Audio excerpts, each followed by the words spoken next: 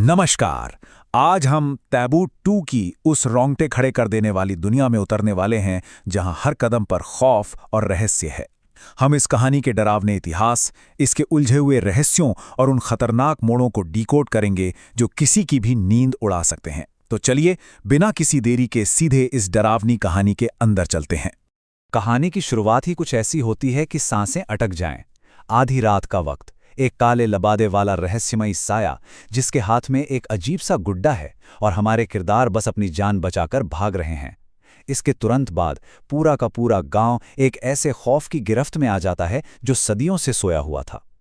अब यहाँ सबसे बड़ा सवाल ये उठता है कि आखिर ये 400 साल पुराना खतरा अचानक अब क्यों जाग गया है। ऐसा क्या हुआ जिसने इस खौफनाक अतीत को फिर से जिंदा कर दिया। इस खतरे को पूरी तरह समझने के लिए हमें सबसे पहले गांव में फैली दहशत और निशिर-मोलो के खौफ को करीब से जानना होगा।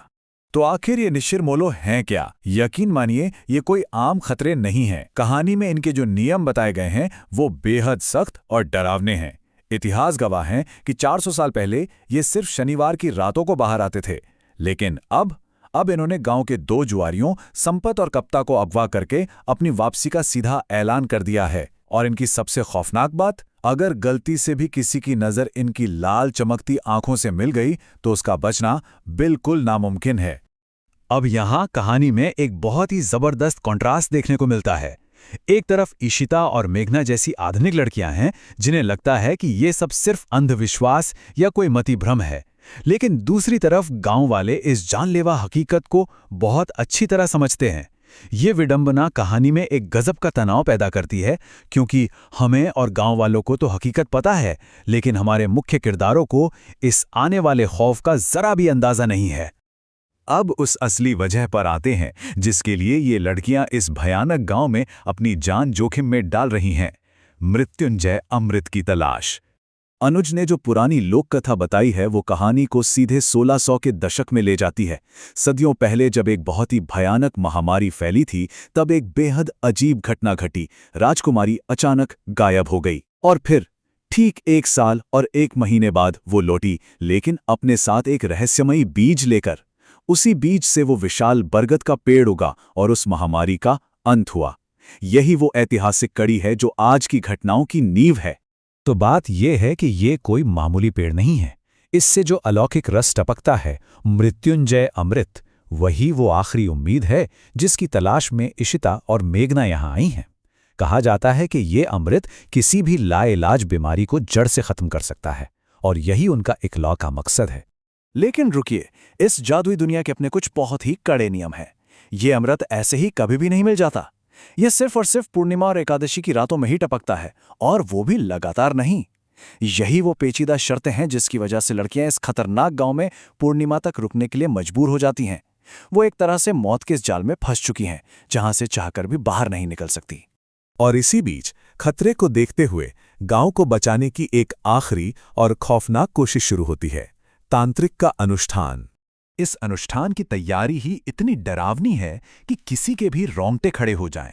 अग्निकुंड, इंसान का कपाल, हड्डियां, ये सारी अंधेरी और खास चीजें सिर्फ ये पता लगाने के लिए जुटाई जा रही हैं कि निशिर-मोलो इतनी सदियों बाद वापस क्यों लौटे हैं।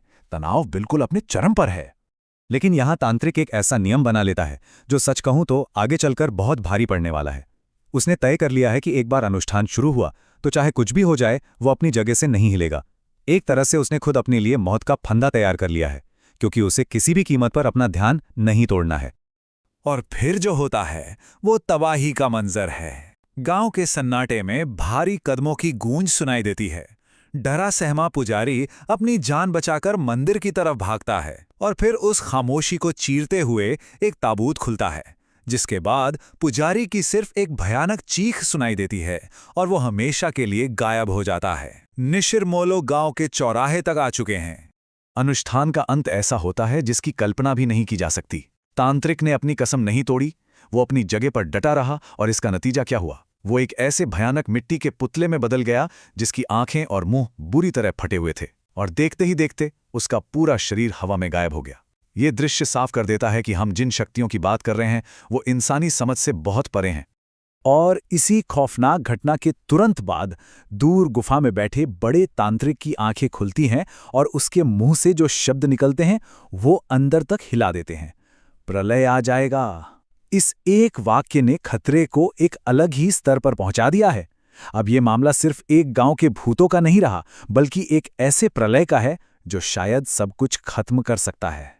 इन सब के बीच एक ऐसा गहरा रहस्य है जो अभी तक अनसुलझा है, मेघना का वो रहस्यमयी संबंध। यहाँ कहानी एक बहुत ही चौंकाने वाला मोड़ लेती है। मेघना के जो बार बार आने वाले सपने हैं वो सीधे उस 400 साल पुरानी कहानी से जुड़ रहे हैं। वो खुद को एक प्राचीन शाही पोशाक पहने बिल्कुल उसी बरगद के पेड़ के पास भटकते हुए देखती है। ये सिर्फ कोई इत्तेफाक नहीं हो सकता। ये सपने एक बहुत ही गहरा और डरावना कनेक्शन दिखा रहे हैं।